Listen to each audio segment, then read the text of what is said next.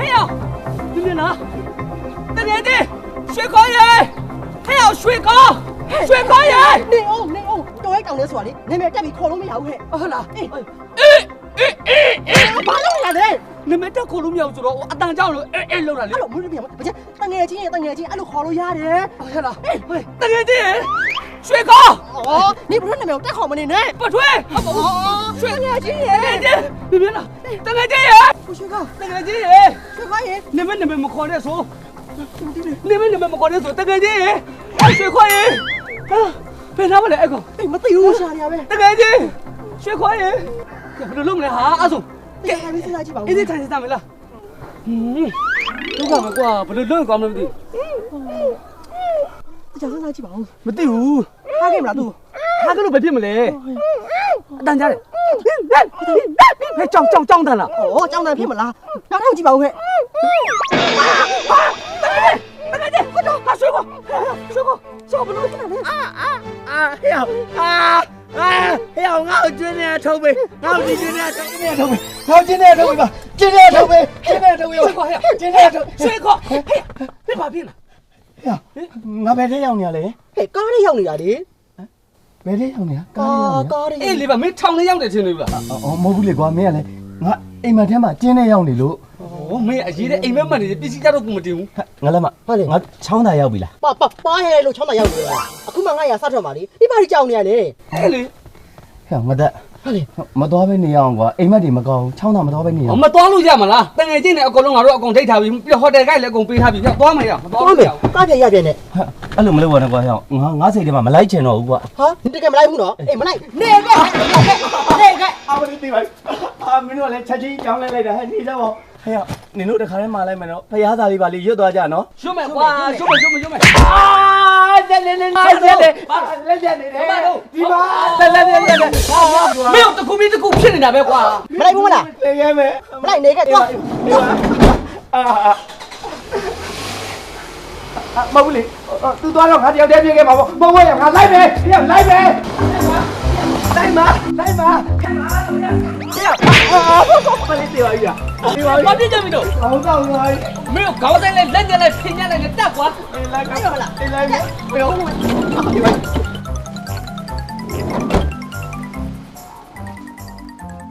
ဲ့ချောင်းသာရလို့ရှင်လေစပိုင်စီတို့မာလာမောက်ချက်တို့ရောက်တဲ့ဆိုင်ရင်လိုက်ပို့တည်လားမားလာရေးတော့စားမယ် ချောင်းသာရောက်မှဆိုင်ဈေးကြီးရနော်ငလည်းမ အဲ့ဒါဆိုလို့ရှင်လေချောင်းသာမှာစားဖို့တည်းတခုဝယ်သွားရအောင်လေ ဝဲမနေပါနဲ့ဒီဆိုင်နဲ့မာလာမောင်းချက်စပိုင်စီတို့ငါအမေဆိုင်တဲ့ငါခေါင်းစိတ်ကြောက်တို့ငါအကုန်ထည့်လာ ဘယ်မှာလဲတာတွေက အဲ့ထဲမှာထည့်တယ်နေကြည့်လိုက် ဟဲနုနာစပိုင်စီမာလာမောက်ချက်ဒီအတော်ပဲပြီးသွားရင်စားမယ် ဟဲ့ငသက်ဟိုတစ်ချက်ရက်ပေးဦးငါသေးပေါက်ချင်လို့ ဟာမင်းရလေကွာသိပေါက်လိုက်ချိပါတယ်တယောက်တည်းကအလုပ်တွေရှုံတာပဲနော်အဲ့ဒါလည်းငါလူရှင်းတဲ့ညမှာရက်ပေးမယ်ဟိုမှာငါရှင်းမှာတောင်ထိပ်နာလို့သူလူရှင်းတယ်အဲ့နာမှာငါရက်ပေးမယ်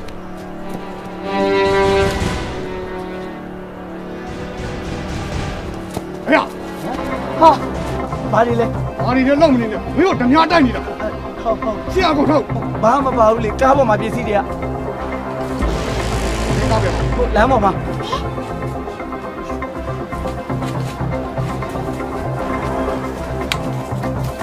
挖下。 ရောက်နေဟုတ်ရက်ပုံလိုက်ဟဲ့ဟာတူးနေတယ်တေးဝိုင်းတာမတူဘူးတက်လိုက်ပြီဟာလူမတက်ဘူးလေငါတက်တာမဟုတ်ဘူးလေမဟုတ်ဘူး မတက်လဲမသွေးနေမင်းရိုက်လိုက်တာလေ ဘယ်လိုလုပ်မလဲအဲ့ဒါတင်းနေရှောင်းနေမှရမလို့ တရားချာ အဲ့ဒါတော့ ချောင်းသာမသွားဘူးလား ချောင်းတော့မတော်တော့ဘူးလို့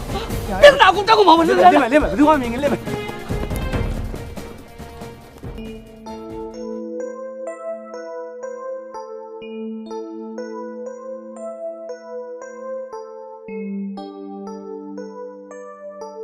ယောက်ျား မင်းလည်းပြုတ်လို့ပြေးနေတဲ့ကဲထိုင်အောင်ဒီမှာမင်းကြိုက်တဲ့နုနာခောက်ဆွနဲ့လုပ်ထားတဲ့မာလာမောက်ချိုင်မာလာစပိုင်စီငါကိုလည်းလုပ်ထားတာဟုတ်ရှာတယ် အဲ့ဒါကျွန်တော်မစားနိုင်နေပါဘူးဟိုတားလေးချီဖုန်းဆက်တာလေဖုန်းဆက်လို့မရဘူးဘယ်လိုလုပ်မလဲ ဟာသူချောင်းသားဘဲကိုလိုင်းမမီတဲ့နေရာရောက်နေလို့နေပါပါ အော်ချောင်းတာသွားတဲ့တငယ်ချင်းတွေလည်းကျွန်မဖုန်းဆက်မေးပြီးသွားပြီချောင်းတာကိုတားလေးရောက်မလာဘူးတဲ့တားလေးချီဖုန်းဆက်တော့ဆက်လို့မရဘူး သူနဲ့ပါသွားတဲ့ငလက်မလို့ရွှေခိုးလို့ကြီးဆက်ကြည့်လို့ကွာ ငလမ်းမနဲ့ရွှေခေါ်တယ်ကျွန်မဆက်ပြီးသွားပြီဖုန်းဆက်လို့မရဘူးသူတို့မရဘူးလေ ဟာဒါဆိုသူ့မိဘတွေကြီးဆက်လေကွာ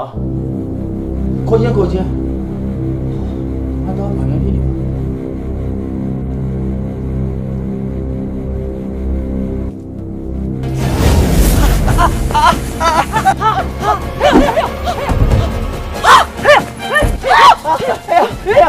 没有呀，俺家没有。တောထောက်ကြောင်ကြီးတောထောက်ကြောင်ကြီး မမေဘူး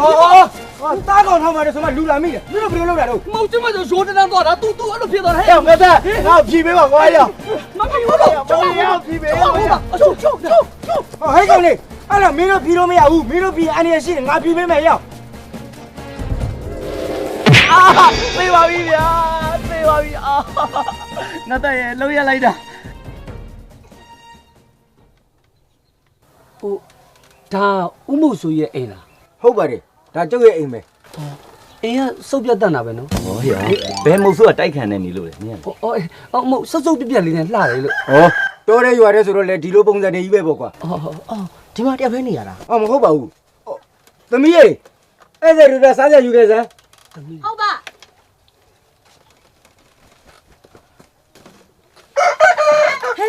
တားကောင်နေမိတာလား မြေခွေးသုံးကောင်လေ အေး ဟေးဘာလို့ဥနေတာလဲမင်းက အ လေ မတားကောင်မဟုတ်လေ ဟိုသမီးကလေတားကောင်မဟုတ်ဘူးလေကွာလူတွေလူ အော်ကျုပ်ကမသိဘူးလေအရင်ဘာတော်ရဲသွားရင်လည်းတားကောင်တွေပဲထမ်းလာတာမို့အခုလည်းတားကောင်ပဲထင်တာပေါ့ သမီးကအဲ့လိုပဲတားကောင်တွေပဲမိမိလာတော့လေ ဟို तू ကလေဘုတ်ဆုံးမရဲ့သမီးပေါ့ ဘယ်နဲ့မဟုတ်ဆိုးမကြီးတော့သူအဲ့မဟုတ်ဆိုးဘူး ဟောရဥမုတ်ဆိုး အော်ဥမို့ဆိုလေဟုတ်တယ်လေဥမို့ဆိုလေ မင်းတို့ငါမေးပါဦးမယ်မင်းတို့တွေကမြို့ကြီးပြကြီးကနေဒီလိုတော်တဲ့ကိုဘာလာလောက်ကြတာတော့ ပြောလိုက်ကြည့်ပြောလိုက် 10တန်းအောင်လို့အပျော်ခီးထွက်လာတာ 10တန်းအောင်လို့ ဘာတော့ကွာ ဒီမြက်ခွက်က10တန်းဖြစ်မလား အော်12တန်း မင်း73တန်းပြောနေဟိုကယုံမှာမဟုတ်မသား မဟုတ်ပါဘူးငါမေးတော့ပဲဖြေစမ်းပါ ဟုတ်ကဲ့ မင်းတို့တွေဒီကိုဘာလာလောက်တာလဲမှန်မှန်ဖြေစမ်း အော်ကျွန်တော်တို့ရလေဟိုတားရဲဟိုတလိဆန်လေးတွေကိုဟိုဓာတ်ပုံရိုက်တာအဲကင်မရာမန်နေပါကျွန်တော်တို့UNESCO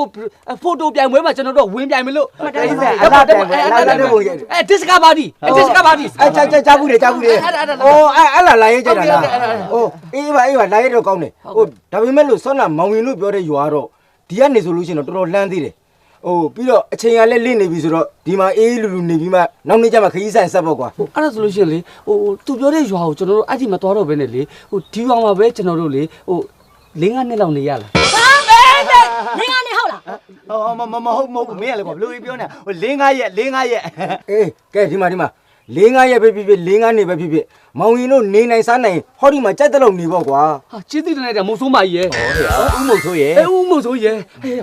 ဟိုပေးလိုက်အောင်လေလက်ဆောင်လေးပေးမယ်နော်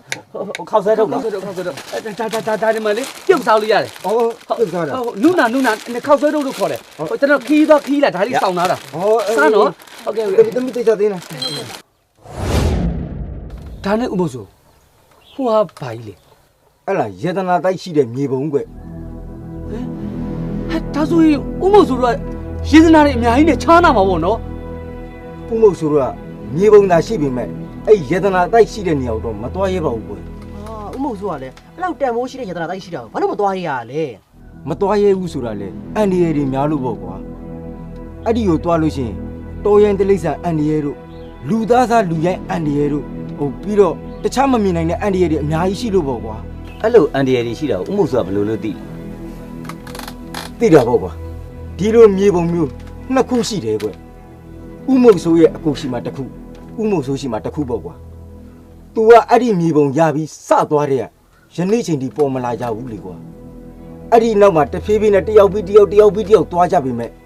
ဘယ်သူမှပေါ်မလာကြပါဘူးကွာ သွားရှိပြီအပြန်မရှိဘူးဗောတဘော ဒါဆိုဦးမုံဆိုးဟိုကျွန်တော်တို့အဲ့ဒီရေတနာကိုတွားရှာမယ်ဆိုရင်ဦးမုံဆိုးအဲ့ဒီမြေပုံပေးနိုင်လား မင်းတို့မှာသွားရတဲ့တက်တိရှိလို့ရှိရင်တော့ယူသွားကြပေါ့ကွာဒါပေမဲ့လို့မင်းတို့တော့ပြန်လာနိုင်မယ်လို့တော့ဥမုတ်ဆိုမထင်ဘူးနော်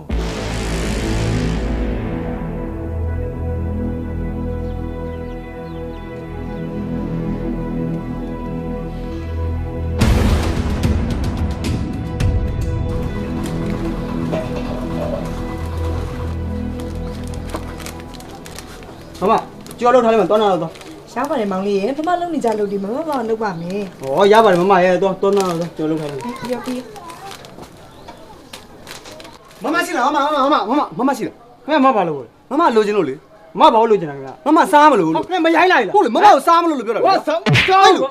မလို့တယ်မမကိုစားမယ်လို့ပြောတာလေစားခြင်းသေးတယ်ပြောတာ ဟဲ့ထက်ကောင် အမလေးနေပြောတဲ့မမကိုငါသိတယ်ငါရှိလားနေအဲ့ဒီမှာလာဆက်နေလေပါးတယ်မဟုတ်သွားတယ်ပါကြိုးကုန်မယ်လာငါရှိကိုဟဲ့လာနေမြဲ ကြောင်လုံးနဲ့ကွာဘလို့လူလည်းမသိဘူး မင်းကလည်းကွာသူများကိစ္စတွေဝင်ပါလို့ ဟောရှင်ရလဲသူ့ရှင်းပြမလို့ မမစားနေတယ်ထိုးတော်ခံရသေးတယ် နင်လေလေငါပြမယ်ဒီကခက်ကောင်နေလိုချင်တဲ့မမဆိုတာဒီခေါက်ဆောက်ပြောတာမလား ဟုတ်တယ်ကျွန်တော်စားရအဲ့မမခေါ်ဆိုပြောတာ အဲ့ဒါပြောတာပေါ့အေးလူတွေညာသူများကကုံစုံဆိုင်ဖွင့်တိုင်းလိုက်ပြီးတော့ကုံစုံဆိုင်ဖွင့်တာလူတွေဘာတွေကြိုက်လဲလူတွေဘာတွေအတစ်ဖြစ်နေလဲဆိုတာလေ့လာတာမဟုတ်ဘူးသူများဖွင့်တိုင်းလိုက်ဖွင့်နေတဲ့ဟာတွေဒီမှာဒါကကိုရီးယားလိုနူနာလိုခေါ်တယ်ဗမာလိုကမမခေါက်ဆွဲနော်ဒါနေလိုချင်တယ်မမ 2A spicy ဟုတ်တယ်မလား ဟုတ်တယ် ရော့ဒါကမမမာလာ spicy ဟုတ်တယ် ဒါကမမမာလာမောက်ချိုက်ရတာခောက်ဆွဲနောက်ဆိုရင်လေငါးဆိုင်မှာလာဝဲငါးဆိုင်မှာအစုံစီရတယ် အစုံအစီ ဟဲ့အစုံစီဆိုတာဒီဆိုင်မှာအမဲဆုံးရှိတယ်အမဲဆုံးရတယ်လို့ပြောတာ ဩဟုတ်ကဲ့ ဟမ် ဒီဘယ်နှထောင်ယူပါပြော တမျိုး3လုံးနဲ့အားလုံးပေါင်း9တော့ပြီ ဟဲ့ကိုတော့တော့ဆိုတော့နေ့တယောက်စားလာပြီလား ဟာတယောက်တည်းတော့မစားဘူးလေမရေတယောက်တည်းစားရင်ပတ်စံအများကြီးကုန်ဖိုင်လဲမဟုတ်ဘူးလေဗျာတငယ်ချင်းနဲ့စုစားတော့ဖိုင်လဲဝရတယ်ပတ်စံလည်းအကုန်ကြတက်တာတော့ဗျာ အမလေးအဲ့ဒါဆိုရင်နေကအကုန်စုစားရင်ဈေးတက်တာလေလို့နေကပြောချင်တာ ဟုတ် ပေါ့ တယ် အားဆလာပြီနော် ဟုတ်ကဲ့လာခဲ့ ဟာလေးမကျမတို့ဆိုင်မှာလေနုနာခောက်ဆွဲလေးတင်အောင်ကြည့်မမလို့ရလဲ အမလေးညီကိုလေရတဲ့ဆိုင်တွေပြောရမယ်ဆိုရင်တော့အများကြီးနော်ငါပြောမယ်နားထောင် City Man Marketplace ရဲ့ Ocean Capital ဂမုံပွင့် GNG One Stop Mart ဆိုင်တွေမှာလေရတယ်မမခောက်ဆွဲလို့တော့မေးဝယ်လိုက် ဟိုလက်ကားလိုချင်တယ်ဆိုရင် ဟဲ့လက်ကားလေးရတာပေါ့လက်ကားလိုချင်တာညာလေငါမသလိုမှာလိုက်ငါဆိုရင်လေနူနာနိုးတယ်မြန်မာဆိုပြီးတော့ Facebook ပေးမှာရိုက်ရှာလိုက်တယ်ပြီးတော့ Messenger ကိုသွားတယ်ခောက်ဆွဲဘယ်နှဖာလဲဆိုတာကိုဖုန်းဆက်ပြီးတော့မှားလိုက်ရုံနဲ့စာအိမ်ရောက်ကိုဝေဆောင်မှုပို့ပေးတယ် မိုက်တာပေါ့ ဒီမှာ Facebook တင်မဟုတ်ဘူး Viber လည်းမှာလို့ရတယ်အဲ Viber ဖုန်းနံပါတ်က0898484904မင်းဖုန်းဆက်လိုက်တာနဲ့အိမ်ရောက်ကိုလာပို့ပေးတယ် ကောင်းလိုက်တော့ဆိုမတို့ဆိုင်မှာအများဆုံးတင်အောင်သွားမယ် အမလေးဟဲ့မြင်တင်နော်ညီတို့တဆိုင်နေတာမရသေးတာရွှေပြည်သားလှိုင်းသားရမှာဆိုင်နေအစုံရနေပြီအေး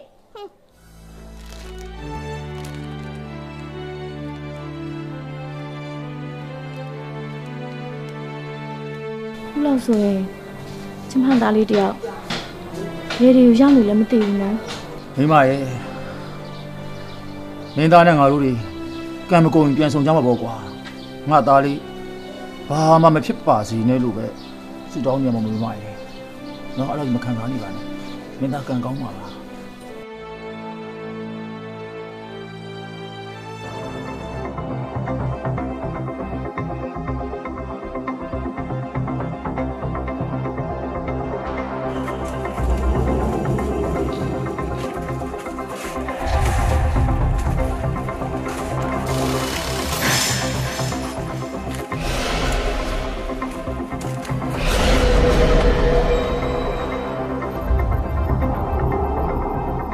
ဟဲ့တော့တဖြည်းဖြည်းညက်လာပြီနော်ဟဲ့ငါကြောက်တယ်ဟဲ့ ဟုတ်တယ်ငါတက်စိတ်ထဲမတန်ဘူးကွာရရတနာမရှာပဲပြန်အောင် ဟေ့ပြန်လို့မရဘူးလေငါပြဿနာရှိတယ်မင်းတို့လည်းသိရတာနဲ့ဒါမဲ့ခဏရှောင်းတင်းနဲ့ဒီတော်ထဲမှာငါတို့ရေသနာတွေရတယ်ဆိုရင်ငါတို့အားလုံးကချမ်းသာပြီလေဟုတ်မလား အဲ့ဟုတ်သားပဲရတနာတွေရလို့ရှိရင်နိုင်ငံခြားသွားပြီးတော့ဖျက်ပေါက်ချုပ်လုပ်မယ် မသိနဲ့နိုင်ငံသားတွေသွားမနေနဲ့နော်ဒါနဲ့တာကွင်းသိပြီလားရေးတယ် မင်းကသူပြောမနေနဲ့ငါလည်းရတနာရရင်ဟောဒီတော့သိထားပြန်ပြင်မယ် ပြင်မနေပါနဲ့ကွာမင်းတော့လေတူနဲ့ရိုက်ထင်တော့အထင်းမဝင်တော့ဘူးနော်ဒုက္ခပဲကဲအဲ့ဒါထားလိုက်တော့ကဲလာတော့မလားတော့ ဘာသာလဲ ဟဲ့ဘာတလဲဟဲ့ငါတက်အဲ့အကျယ်ကြီးကဘာတန်ကြီးလဲ အော်မကြောက်ပါနဲ့ဒါကြောက်ဩတာ ဟောဒီတော်ကြီးမြက်မြဲထဲမှာကြောင်ရှိမလားကွာ ဟဲ့ကြောက်ကြောင်ကလေညောင်လို့អော်မှာပေါ့ဒီတန်ကြီးကလေအဲ့တန်ကြီးဟဲ့ လာလို့ဩတာအေးဖာတယ် ဟဲ့ဘယ်လိုလုပ်မလဲငါသိပြီအဲ့ဒါကြာဟဲ့ငါဖက်ကောင်းနေဘာလုပ်တာတော့ကြာချုပ်လို့ဟုတ်လေကြာအတမ်းပဲကြာသေးတယ်မင်းတို့အဲ့လောက်ကြောက်စရာမလိုစေးအမလေးအေးကောင်မင်းတို့လည်းကွာအတမ်းပဲကြာတာပါ လူခဏငါချားဘူးတယ်ငါချားဘူးတယ်ကြားမီးကြောက်တယ်ဟဲ့မင်းမမီးကြည့်ပါလားရှို့ဖို့ ဩအဲ့ဒီကြာကြီးကိုဒီမီးချစ်သေးသေးလေးနဲ့သွားရှို့တော့ဟိုကကြိုက်မှာဗော အဲ့လိုလား ဒီနေရာတော့မယ် တော့လူခဏလေးမြေပုံကြည့်အောင်လေဖယ်တော့မသိသေးဘူးလေမြေပုံတော့你去忙呢，你走。这样，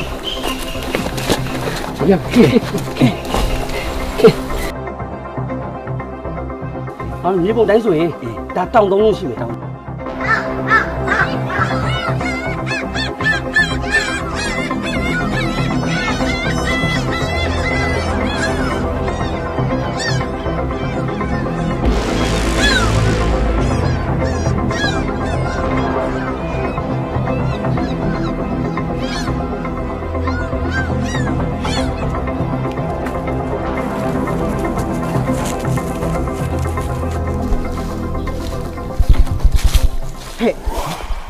看哪里？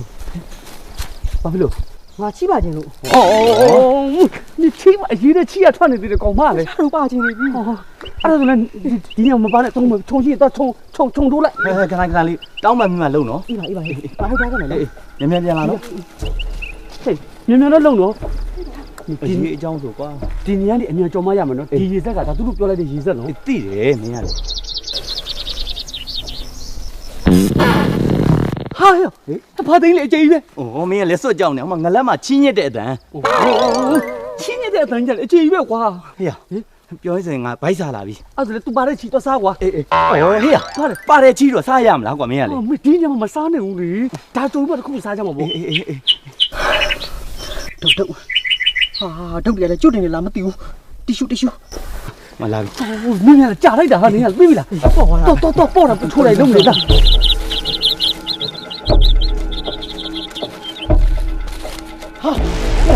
ငွေတောင်းနေတို့လည်းအရေးတောင်းဆိုပထွေးပဲကန်နေတာစဉ်းစားရှူငွေရတော့သူနေတာပါအကြီးပဲဟာဒီတိုင်းချလို့မရအောင်ငါတို့ကလေဒီတလဲမဲ့သွားမှာငွေဒုံးနဲ့ချောက်မှာဒုတ်ရှာတယ်မှာဒုတ်ရှာတယ်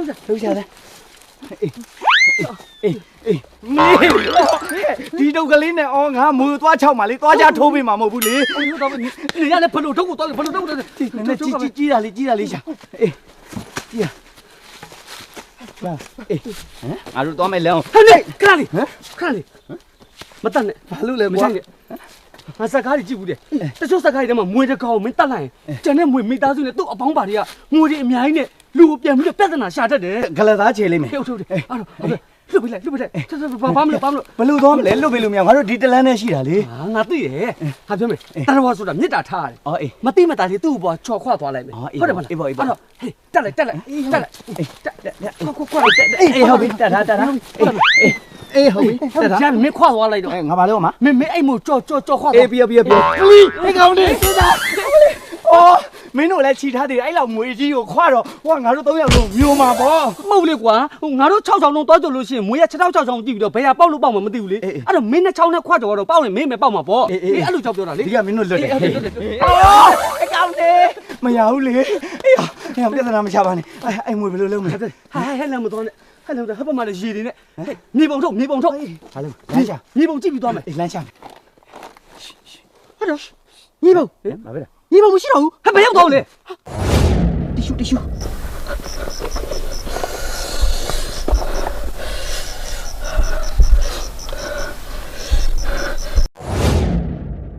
ဟိုငါချိပိုင်လားမဟိုချိပိုင်နဲ့မြေပုံချိကုန်ခဲ့လိုက်ပြီ ဝင်နေတော့ဘာသာမအဲ့တော့တ िश ူးမဘူးမြေပုံလေနေမသိဘူးလား မေ့သွားလားဟဲ့ အဲ့ဒါမှမျိုးကလာမယ်မဟုတ်လေအဲ့ဒါမြေပုံရှာပါမလို့ အရန်စိတ်လှုပ်ရှားမနေနဲ့ဟေးငါတို့အရင်ဆုံးချီးပုံရှာမယ် ဟုတ်လေရေသနာကိုရှာမှာလေ မဟုတ်ဘူးလေကွာချီးပုံရှာမှမြေပုံတွေ့မယ်မြေပုံတွေ့မှရန်နာတိုက်ရှာလို့ရမှာလေ စောင့်နေတဲ့ချီပုံဆက်ကြအောင်မယ်နေတော့မဟုတ်ဘူးနော်ရေသနာတိုက်ကိုရှာမှာရေသနာတိုက်ကိုမရှာရပဲနေချီပုံရင်ရှာနေရတယ်ဘလို့ဟာမှမသိဘူးမြင်လားဟဲ့တ िश ူးနဲ့ဘာတွေရှူလား ချီးနဲ့ရှူနေလေ အော်အဲ့ချီးနဲ့ရှူပြီးမိဘာလို့ပို့လဲ ဟာချီးနဲ့ရှူမှရပါဘောသူကမြေပုံနဲ့ချီးကုန်ထားတာလीကွာ မင်းအရေးတရှုပ်ရှုပ်နဲ့ရှူးနေသေးတယ်ချီးနဲ့ကိုသွားမယ်လား တွေးပြီ မြေပုံလား ချိပုံ အော်အဲ့ချီးပုံဘာလို့မလို့မြေပုံရှာပါဆို မဟုတ်ဘူးလေအဲ့ဒီချိပုံတော့မှမြေပုံလေ အော်ဟုတ်တာပဲတော့ဒါငါတို့ခီးပြန်တော့လေ ပြန်တွေ့ပြီ ပြန်တွေ့ပြီ ရန်နာတိုက်ဆက်ရှာမယ် ဘာမ တွေ့ပြီဟာအော်ငါလည်းမနေရချီးနေတယ်လေဟာ ရှေ့သွားဟိုမရှေ့သွားပြီတော်တဲ့တောင်လေးလာပြီးနှစ်ချီဝက်ကိုအရင်ရှောင်းနေရတယ်အဲ့နဲ့ရှော့ချီဝက်ကို